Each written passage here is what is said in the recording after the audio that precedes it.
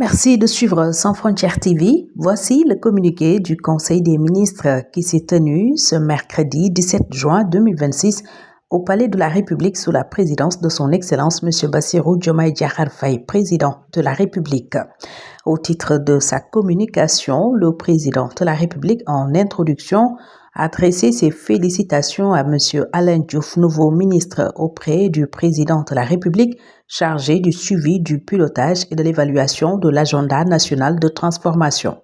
Encourage et réitère le soutien de la nation à l'équipe nationale de football suite à son entrée en lice au Mondial FIFA 2026 face à la France. Présente ses meilleurs vœux de paix et de bonheur à la Oumma islamique à l'occasion du Nouvel An de l'Hégire 1448. Le président de la République a ensuite articulé sa communication autour des points suivants. Renforcement permanent du dialogue État-secteur privé. Le président de la République considère la relance de l'économie nationale et le développement du secteur privé national comme des priorités de l'action gouvernementale. À cet effet, il demande au Premier ministre d'engager des concertations avec les organisations du secteur privé pour une meilleure prise en charge de leurs préoccupations.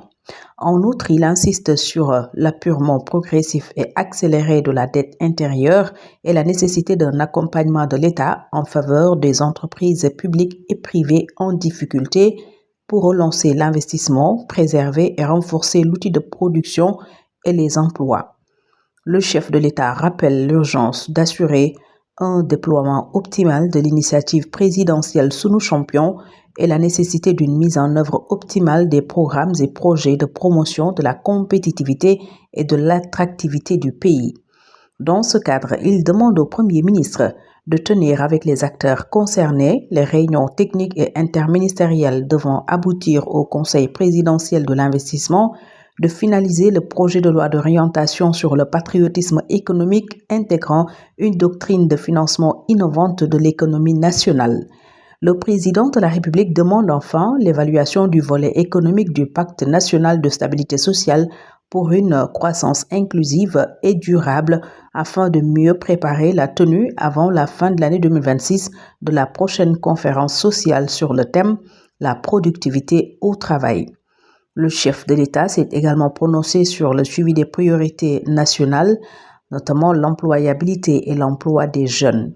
Il estime à ce propos que l'employabilité et l'emploi des jeunes doivent rester des priorités nationales primordiales. À cet effet, il engage le Premier ministre et les ministres en charge de l'emploi, de la fonction publique et du travail à accélérer la mise en œuvre inclusive de la politique nationale de l'emploi dans toutes ses composantes. Dans cette optique, il demande au Premier ministre de tenir un conseil interministériel sur l'emploi devant aboutir au déploiement d'un plan opérationnel urgent et multisectoriel de promotion de l'employabilité et de l'emploi des jeunes sur l'étendue du territoire national. Ce plan devrait être soutenu par des dispositifs publics et privés d'encadrement et de financement consolidés et efficaces.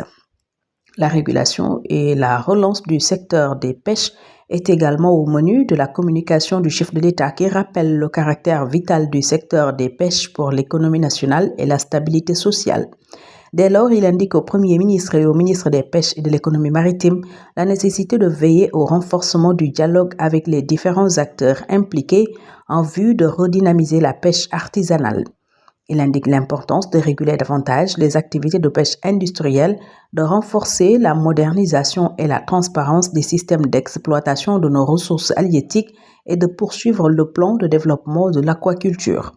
Enfin, il invite le ministre des Pêches et de l'économie maritime à préparer sous la supervision du Premier ministre la tenue des concertations nationales sur l'économie bleue. Développement du numérique dans une perspective de souveraineté.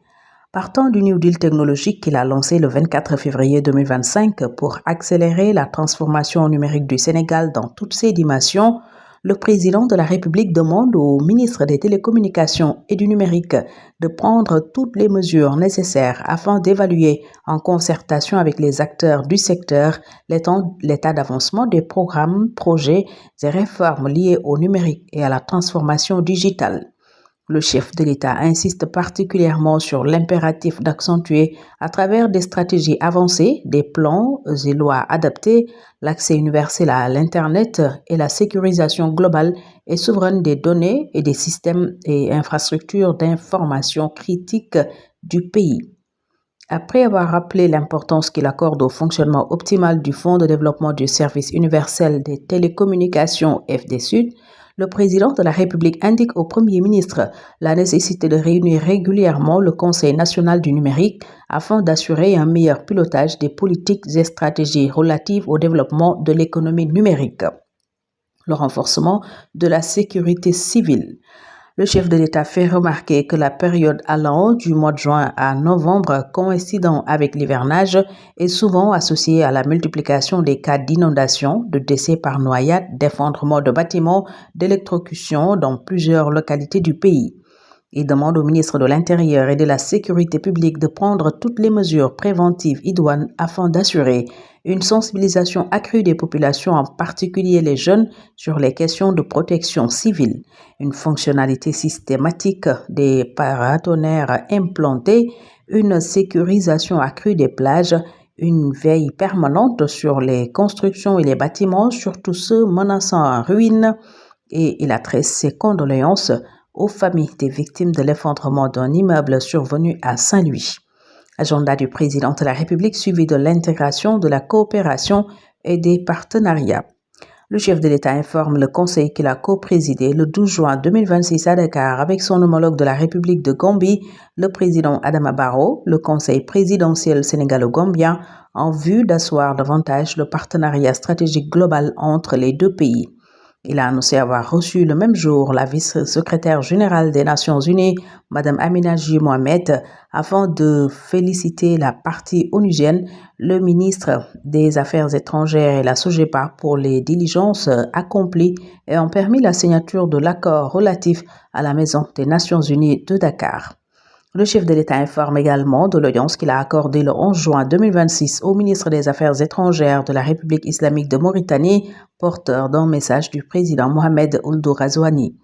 Le président de la République annonce qu'il se rendra les 17 et 18 juin 2026 en visite d'amitié de travail au Ghana et du 21 au 23 juin 2026 en Allemagne en visite officielle à l'invitation du président Frank-Walter Steinmeier et du chancelier Friedrich Merz.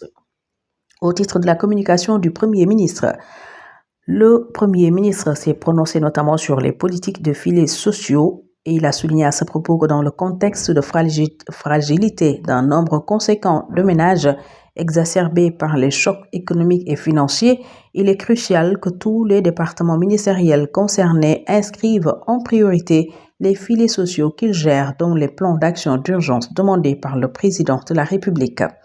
Le Premier ministre a évoqué plusieurs programmes de filets sociaux et instruments de ciblage des ménages vulnérables élaborés et mis en œuvre par le gouvernement, notamment le registre national unique et le programme national de bourse de sécurité familiale, ainsi que d'autres filets sociaux. Le processus de mise à jour et d'extension du RNU à 1 million de ménages a été achevé au début de l'année 2026 avec 996 194 ménages considérés comme pauvres, soit 57,6% des ménages ou vulnérables, 42,4% des ménages contre 545 000. Il a annoncé la tenue avant la fin du mois de juin 2026 d'une réunion sur la gouvernance et la coordination de ces différentes initiatives afin de garantir et d'intensifier l'impact sur les bénéficiaires avec comme base unique de ciblage le RNU. Il s'agira entre autres actions de l'installation et le démarrage des travaux du comité de suivi du RNU, la finalisation et l'adoption par le comité de suivi du manuel de procédure d'organisation, de fonctionnement et de gestion des données du RNU, le démarrage avant la fin de l'année 2026 du projet pilote de digitalisation du dispositif de paiement des bourses, le paiement des bourses à la nouvelle cohorte avec rappel de la première échéance trimestrielle 2026 dans les plus brefs délais. L'installation au plus tard avant la fin du mois de juin 2026 du comité de pilotage. À cet égard, le Premier ministre invite le ministre chargé des Finances à mobiliser les ressources nécessaires à la couverture des échéances restantes de l'année 2026 dans le cadre de la prochaine loi de finances rectificative. Le Premier ministre a demandé au ministre secrétaire général du gouvernement de faire le point sur le projet de loi d'orientation relative à la protection sociale déjà adopté en Conseil des ministres, ainsi que le projet de loi d'orientation sur l'autonomisation économique des femmes en vue de leur examen par l'Assemblée nationale au cours du deuxième semestre de l'année 2026. La gouvernance normative était également dans la communication du Premier ministre qui a rappelé la nécessité de renforcer la gouvernance normative en mettant l'accent sur l'alignement normatif stratégique, l'amélioration de la qualité normative, la célérité et l'accessibilité normative. Le chef du gouvernement a insisté sur la nécessité d'arrimer stratégiquement les agendas législatifs et réglementaires des ministères à l'agenda national de transformation Sénégal 2050. La finalisation du guide légistique et la programmation du projet de décret l'approuvant en Conseil des ministres avant la fin du mois d'août 2026. L'exigence pour les départements ministériels de préparer les textes d'application des lois et décrets pour assurer leur effectivité. L'opérationnalisation de la publication électronique des textes au journal officiel ainsi que la numérisation intégrale du dit journal avant la fin de l'année 2026. Dans ce cadre, les évolutions institutionnelles requises concernant l'imprimerie nationale devront être finalisées dans les meilleurs délais. Au titre des communications des ministres, le ministre auprès du ministre de l'économie, du plan et de la coopération chargé du budget et le ministre auprès du ministre de l'économie, du plan et de la coopération chargé de l'économie, du plan et de la coopération ont fait respectivement une communication sur le projet de loi de finances rectificative 2026 et le document de programmation budgétaire et économique pluriannuel 2027-2029. Au titre des textes législatifs et réglementaires, le Conseil a examiné et adopté le projet de loi de finances rectificative 2026, le document de programmation budgétaire et économique pluriannuel 2027-2029, le projet de loi autorisant le président de la République à ratifier le traité de délimitation et de démarcation de la ligne frontière entre la République du Sénégal et la République de Guinée, signé à Conakry le 23 mai 2025. Le projet de loi sur la protection des infrastructures d'information critique et la sécurité numérique. Au titre des mesures individuelles, le président de la République a pris les décisions suivantes. Au titre de la présidence de la République, M. Mohamed Makhtar Loum, inspecteur du travail et de la sécurité sociale, est nommé secrétaire général de la délégation générale aux affaires religieuses. Au titre du ministère de l'économie, des finances et du plan, M. Aliou Ndiaye, conseiller en planification, est nommé secrétaire général du ministère de l'économie, des finances et du plan.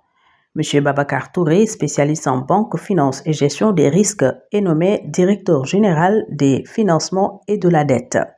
M. Amadou Sow, inspecteur principal du Trésor, est nommé directeur général adjoint des financements de la dette. M. Balagnas, économiste planificateur, est nommé directeur de l'audit et du contrôle interne à la Direction générale des financements et de la dette. M. Aline Diouf, inspecteur principal du Trésor, est nommé directeur des marchés de capitaux à la Direction générale des financements et de la dette. M. Amadou Bao, docteur en économie, expert en suivi et évaluation, est nommé directeur des financements bilatéraux et multilatéraux à la Direction générale des financements et de la dette.